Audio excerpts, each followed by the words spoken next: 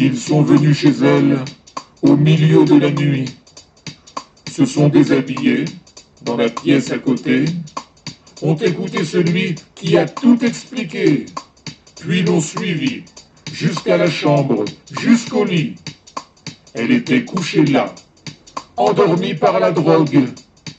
Un cadavre tout chaud, dévêtu, surprenant. Une morte vivante offerte au tout venant. Le nécrophile vit un plaisir analogue. Le violeur peut tout faire. On le filme, c'est tout. Ses exploits sont gardés dans de lourdes archives, annotées, classifiées, routine maladive. Ce soin particulier désigne les plus fous. C'est gratuit ou payant? Ça n'a pas d'importance. Si c'était pour le fric, ça paraîtrait moins grave.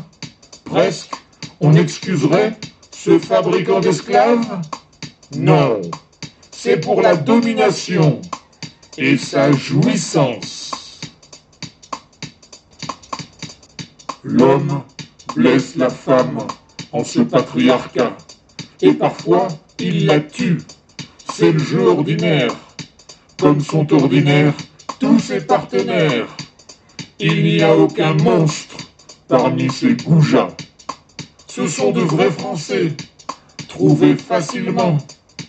Une annonce a suffi, ils se sont vite inscrits. Il n'y avait chez eux nulle psychopathie, ils étaient tous normaux, pas le moindre dément. On peut violer gratis? Ne bouge pas, j'arrive.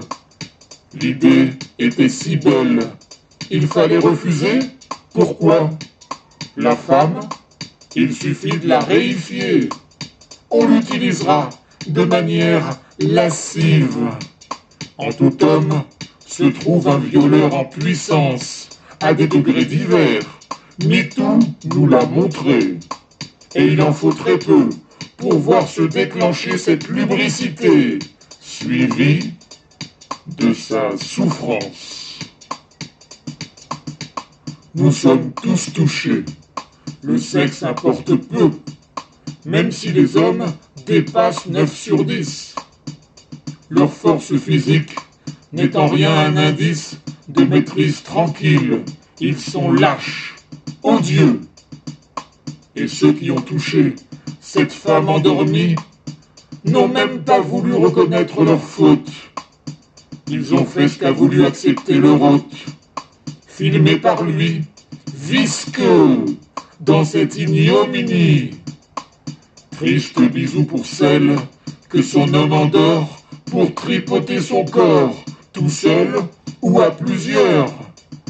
Les masculins aiment bien partager leur bonheur, ça les rassure. Ils montrent qui est le plus fort. L'homme est lâche, il est fort, il exploite les femmes, on connaît leur malheur, système misogyne. Cette histoire est puissante, il faut qu'elle illumine les rapports, les contacts, que s'éteignent les drames. Nous devons tous bouger. Ce bain patriarcal a traversé nos cœurs, nos esprits, nos raisons. Nous ne savons plus très bien ce que nous pensons. C'est pas tous les hommes et leur rempart bancal. Le rempart des papas gentils, attentionnés, amoureux de leurs femmes, embrasés de bonheur.